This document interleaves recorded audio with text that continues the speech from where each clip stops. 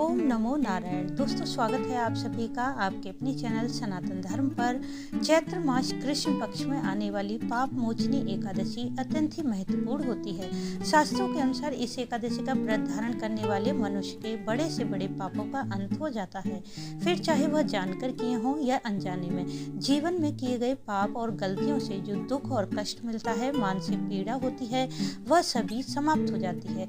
यदि श्रद्धा भाव से नारायण का पूजन करते हुए यह व्रत धारण किया जाता है तो महाभारत के युद्ध के अंत में जब अर्जुन अपने सगे संबंधियों की हत्या के पाप से दुखी थे, उन्हें खोने के कारण उन्हें मानसिक पीड़ा थी, तब भगवान श्री कृष्ण ने अर्जुन को समझाया कि यदि तुम पाप मोचनी एकादशी व्रत करोगे तो तुम्हें जाने अनजाने किए गए पापों से अपने सगे संबंधियों को मारने पर जो ग्लानि है, मानसिक पीड़ा है, वह समस्त दुख समाप्त हो जाएंगे। इसलिए जीवन में हर किसी को पाप मोचनी एकादशी का व्रत जरूर धारण करना चाहिए। इस वर्ष 2025 में पाप मोचनी एकादशी का व्रत कब धारण किया जाएगा, व्रत पारण का शुभ मुहूर्त क्या रहेगा, साथ ही जानेंगे पाप मोचनी एकादशी की व्रत कथा क्या है, जिसे सुनने से पापों का नाश होता है और 1000 गोदान के बराबर पुण्य फल की प्राप्ति होती है। तो यह जानकारी जानने से पहले आप सभी से अनुरोध है कि वीडियो को लाइक करके कमेंट बॉक्स में भगवान विष्णु की जय जरूर लिखें। यदि आप चैनल पर पहली बार आए हैं तो चैनल को सब्सक्राइब करके बेल बटन को प्रेस कर लें, जिससे नई वीडियो का नोटिफिकेशन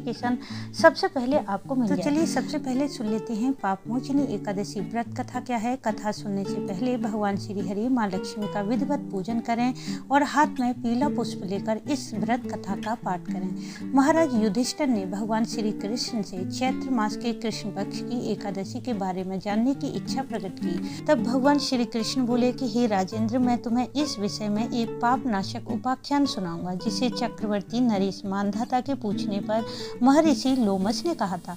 मानधाता ने पूछा, भगवान, मैं लोगों की इच्छा से यह सुनना चाहता हूँ कि चैत्र मास के कृष्ण पक्ष में किस नाम की एकादशी आती है, इसकी विधि क्या है, इससे किस फल की प्राप्ति होती है, कृपया कर मुझे विस्तार पूर्वक बताइए।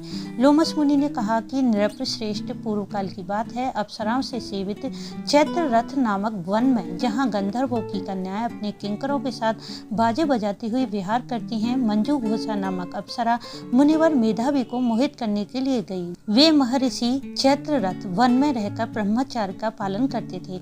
मंजू घोषा मुनि के भय से आश्रम से एक कोस की दूरी पर ठहर गई और सुंदर ढंग से वीणा बजाती हुई मधुर गीत गाने लगी। मुनि श्रेष्ठ मेधावी घूमते हुए उधर जा निकले और उस सुंदर अप्सरा को इस प्रकार गान करते देखकर उस पर मोहित हो गए। मुनि की ऐसी अवस्था देखकर मंजू घोषा उनके समीप आई और वीणा नीचे रखकर उनका आलिंगन करने लगी। मेधावी भी उसके साथ रमण करने लगे। रात और दिन का उन्हें भान ना रहा। इस प्रकार उन्हें बहुत दिन व्यतीत हो गए। मंजू घोषा देवलोक में जाने को तैयार हुई। जाते समय उसने मुनि श्रेष्ठ मेधावी से कहा, ब्राह्मण, अब मुझे अपने देश को जाने की आज्ञा दीजिए। मेधावी बोले, देवी, जब तक सवेरे की संध्या न हो जाए तब तक आप मेरे पास ही ठहरो। अप्सरा ने कहा कि विप्रवर, अब तक ना जाने कितनी ही संध्याएं चली गईं, मुझ पर कृपा करके बीते हुए समय का विचार तो कीजिए। लोमस मुनि ने कहा, राजन, अप्सरा की बात सुनकर मेधावी चकित हो गए। उस समय उन्होंने बीते हुए समय का हिसाब लगाया तो मालूम हुआ कि उसके साथ रहते हुए उन्हें 57 वर्ष बीत गए हैं। उसे अपनी तपस्या का विनाश करने वाली जानकर मुनि को उस पर बड़ा क्रोध आया। उन्होंने श्राप देते हुए कहा कि पापनी, तू पिशाचिनी हो जा। मुनि के श्राप से दग्ध होकर वह विनय से नतमस्तक हो बोली, विप्रवर, मेरे श्राप का उद्धार कीजिए। 7 वाक्य बोलने, 7 पद साथ साथ चलने मात्र से ही सत्पुरुषों के साथ मैत्री हो जाती है। हे ब्राह्मण, मैं तो आपके साथ अनेक वर्ष व्यतीत किए हैं, अतः स्वामिन मुझ पर कृपा कीजिए।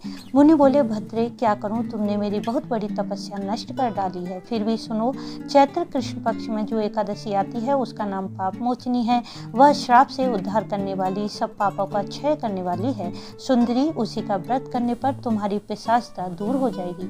ऐसा कहकर मेधावी अपने पिता मुनिवर च्यवन के आश्रम गए। उन्हें आया देखकर च्यवन मुनि ने पूछा, बेटा, क्या हुआ, तुमने अपने पुण्यों का नाश कर डाला। मेधावी बोले, पिताजी, मैंने अप्सरा के साथ रमण करने का पाप किया है। अब आप ही ऐसा कोई प्रायश्चित बताइए जिससे मेरे पाप नष्ट हो जाएं। च्यवन मुनि ने कहा, बेटा, चैत्र कृष्ण पक्ष में जो पाप मोचनी एकादशी आती है उसका व्रत करने पर पाप राशि का विनाश हो जाएगा। पिता का कथन सुनकर मेधावी ने उस व्रत का अनुष्ठान किया। इससे उनके पाप नष्ट हो गए और वे पुनः तपस्या से परिपूर्ण हो गए। इसी प्रकार मंजू घोषा ने भी इस उत्तम व्रत का पालन किया। पाप मोचनी का व्रत करने के कारण वह पिशाच योनि योनि से मुक्त होकर दिव्य रूप धारण करके श्रेष्ठ अप्सरा होकर स्वर्गलोक में चली गई। भगवान श्री कृष्ण कहते हैं कि राजन, जो श्रेष्ठ मनुष्य पापमोचनी एकादशी का व्रत करता है उसके सारे पाप नष्ट हो जाते हैं। इसको पढ़ने और सुनने से सहस्त्र गोदान का फल मिलता है। ब्रह्म हत्या, सुवर्ण की चोरी, सुरापान और गुरु पत्नी गमन करने वाले महापातक भी इस व्रत को करने से पाप मुक्त हो जाते हैं। यह व्रत बहुत ही पुण्यमय है। बोलो भगवान श्री हरि माँ लक्ष्मी की जय। और दोस्तों, अब जान लेते हैं कि पापमोचनी एकादशी का व्रत कब धारण करना है।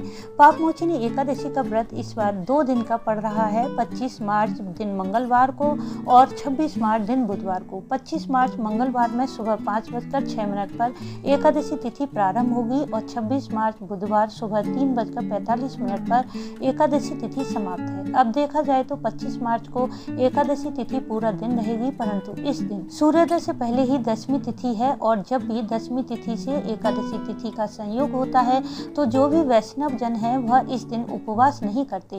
ऐसे में वैष्णव जन 26 मार्च बुधवार को पापमोचनी एकादशी का व्रत करेंगे।